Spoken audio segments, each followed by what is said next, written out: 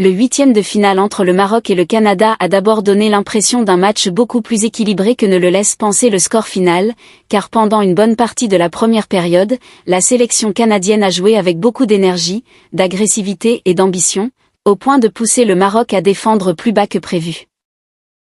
Le Canada est entré dans cette rencontre avec l'idée claire de profiter de sa vitesse, de son intensité dans les duels et de l'élan du public nord-américain, ce qui a immédiatement donné au match un rythme très élevé et une vraie tension de phase à élimination directe. Dès les premières minutes, les Canadiens ont cherché à imposer un pressing haut et à empêcher le Maroc de sortir proprement le ballon, obligeant plusieurs joueurs marocains à allonger ou à jouer sous pression dans des zones inconfortables.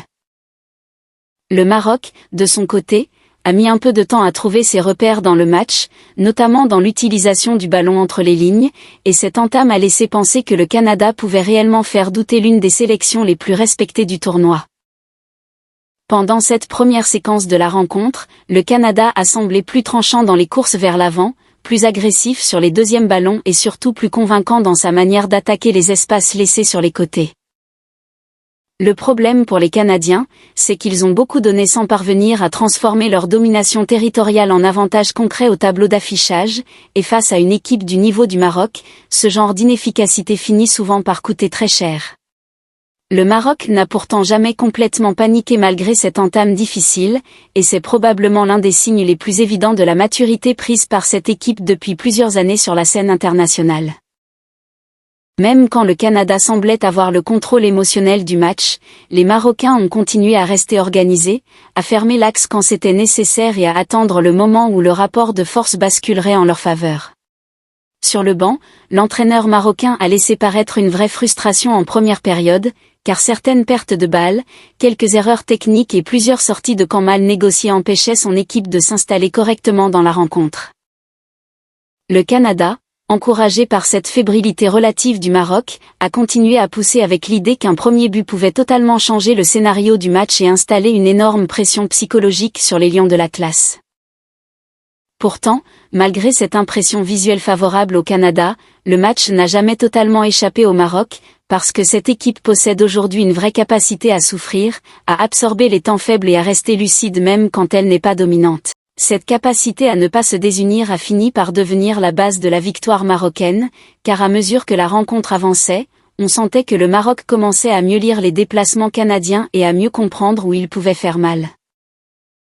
La pause a alors représenté un moment clé dans ce huitième de finale, parce que le Maroc est revenu sur le terrain avec un visage bien plus agressif, bien plus propre techniquement et surtout bien plus déterminé à faire basculer le match en sa faveur.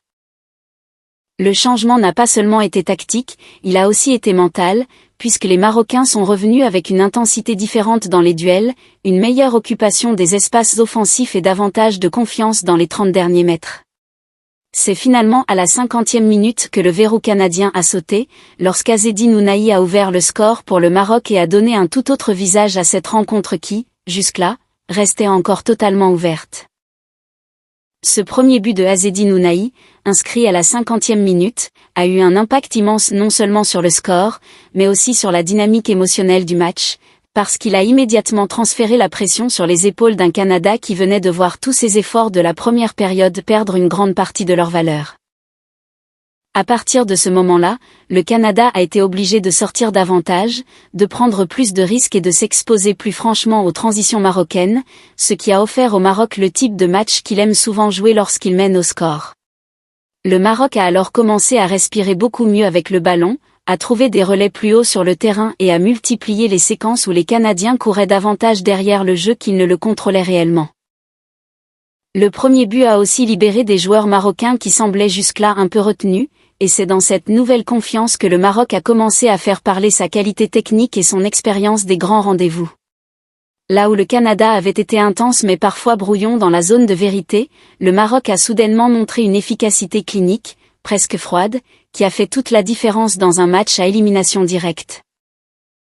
Le deuxième tournant majeur de la rencontre est arrivé à la 63e minute, lorsqu'Azzedine Ounahi a signé son doublé et porté le score à 2-0, donnant au Maroc une avance qui commençait déjà à ressembler à un coup très dur pour les Canadiens.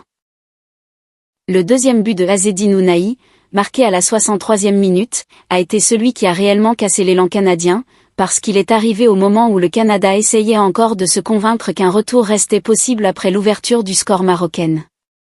En l'espace de 13 minutes, Azzedine Ounahi avait transformé un huitième de finale encore incertain en une rencontre que le Maroc contrôlait désormais avec beaucoup plus d'autorité, de confiance et de lucidité. Ce doublé de Azzedine Ounahi a confirmé l'importance énorme du milieu marocain dans ce tournoi, car il n'a pas seulement marqué 2 buts décisifs, il a aussi incarné la montée en puissance du Maroc au moment précis où le match demandait un leader technique capable de faire la différence.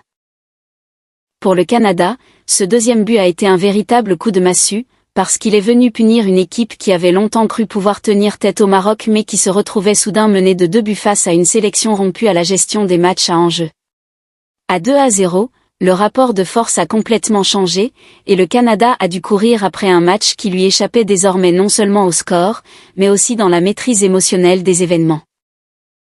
Le Maroc, lui, a commencé à gérer le tempo avec plus de sérénité, en choisissant mieux ses moments pour accélérer, en protégeant davantage l'axe et en obligeant le Canada à produire encore plus d'efforts pour espérer revenir. Cette maîtrise croissante du Maroc a été l'une des images fortes de la seconde période, parce qu'elle a montré une équipe capable de traverser un premier acte compliqué avant de revenir avec les réponses juste au meilleur moment. Le Canada a bien essayé de rester vivant dans la rencontre, de pousser, de garder de l'intensité et de se créer une dernière fenêtre d'espoir, mais plus le temps avançait, plus le Maroc donnait l'impression de savoir exactement comment fermer la porte. Les Lions de l'Atlas ont défendu avec beaucoup plus de calme après leur deuxième but, et cette solidité mentale a empêché le Canada de retrouver la confiance qu'il avait montrée pendant ses meilleures séquences du début de match. Au-delà du score, ce qui a impressionné dans la prestation marocaine, c'est cette capacité à changer totalement le sens du match sans jamais donner l'impression de se précipiter ou de perdre sa structure collective. Le Canada a alors été confronté à un problème classique des grands matchs à élimination directe, avoir fait beaucoup d'efforts, avoir laissé passer ses moments favorables, puis devoir courir après le score face à un adversaire devenu soudain beaucoup plus sûr de lui.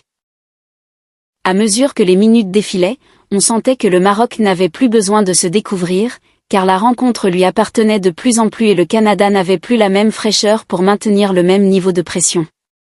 Le troisième but est finalement arrivé en fin de rencontre, lorsque Soufiane Raimi a inscrit le but du 3-0 à la 83e minute, fermant définitivement le débat et donnant au score final une ampleur plus sévère encore pour les Canadiens. Le but de Soufiane Raimi à la 83e minute a eu la valeur d'un s'opposer sur la qualification marocaine, car à cet instant, il ne restait plus qu'à confirmer officiellement ce que le match avait fini par raconter au fil de la seconde période. Le Maroc avait pris le dessus dans tous les domaines décisifs. Ce troisième but a aussi récompensé la profondeur de banc et la richesse offensive du Maroc, qui a su faire entrer ou mobiliser des joueurs capables de maintenir le danger même quand le match semblait déjà basculer. Au coup de sifflet final, le score de 3-0 pouvait paraître brutal pour le Canada, car cette équipe n'a pas été dominée de bout en bout et a même produit une première période suffisamment intéressante pour espérer un tout autre scénario. Mais le football de très haut niveau ne récompense pas toujours l'équipe qui commence le mieux, il récompense souvent celle qui sait être la plus lucide dans les moments clés, la plus réaliste dans les surfaces et la plus forte mentalement quand le match change de direction. Dans ce domaine, le Maroc a livré une démonstration de maturité, en acceptant d'abord de souffrir, puis en frappant au moment exact où le Canada commençait à perdre l'initiative et la confiance. Le nom qui ressort évidemment de ce huitième de finale, c'est Azzedine Ounahi, auteur de 2 buts aux 50e et 63e minutes, et véritable homme fort de la qualification marocaine. Son doublé n'a pas seulement été décisif d'un point de vue comptable, il a été décisif dans la construction même du scénario du match, parce qu'il a permis au Maroc de punir le Canada précisément au moment où il fallait le faire. Le second nom à retenir est celui de Soufiane Raimi, buteur à la 83e minute, dont la réalisation a achevé un adversaire déjà touché et donné au succès marocain un relief encore plus fort. Si l'on résume la rencontre par les moments décisifs, on retient donc que Azzedine Ounahi a ouvert le score à la 50e minute, que Azzedine Ounahi a doublé la mise à la 63e minute, puis que Soufiane Raimi a scellé la victoire à la 83e minute. Le Canada pourra nourrir de vrais regrets en repensant à sa première période, à son intensité initiale et à sa capacité à mettre le Maroc sous pression sans parvenir à transformer cette domination en but. L'absence d'efficacité canadienne a fini par peser énormément, parce qu'un match de Coupe du Monde à élimination directe se joue souvent sur quelques détails, quelques séquences et quelques instants où il faut absolument punir l'adversaire. Le Maroc, lui, a montré exactement l'inverse. Moins d'occasions nettes au départ, peut-être moins de contrôle en première période, mais une capacité bien supérieure à transformer les bons moments en but. Cette victoire confirme que le Maroc est aujourd'hui bien plus qu'une équipe dangereuse, c'est une sélection qui sait gérer différents scénarios, survivre à un temps faible et se montrer impitoyable quand l'occasion de tuer un match se présente. Elle confirme aussi que les Lions de l'Atlas ne sont pas là simplement pour participer à un beau parcours, mais pour pousser encore plus loin leur ambition dans ce mondial 2026. Pour le Canada, cette élimination met fin à une aventure marquante, car atteindre ce stade de la compétition à domicile représentait déjà un moment important dans l'histoire du football canadien.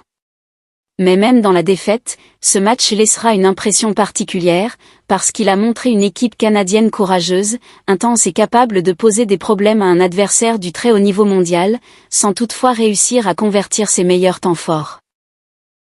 Le Maroc, en revanche, sort de cette rencontre avec une double satisfaction, celle d'avoir validé sa qualification pour les quarts de finale, et celle d'avoir prouvé qu'il pouvait gagner un grand match même en ne maîtrisant pas totalement sa première période.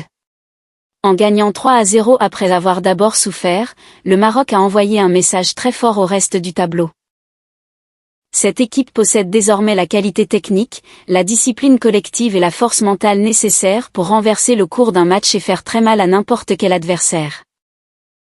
Au final, ce Maroc-Canada restera comme un match où le Canada a longtemps cru pouvoir faire tomber l'un des grands outsiders du tournoi, avant de voir Azzedine Ounahi au 50e et 63e minute, puis Soufiane Raimi à la 83e minute, transformer cette résistance canadienne en une victoire marocaine nette, clinique et parfaitement maîtrisée dans son dernier acte.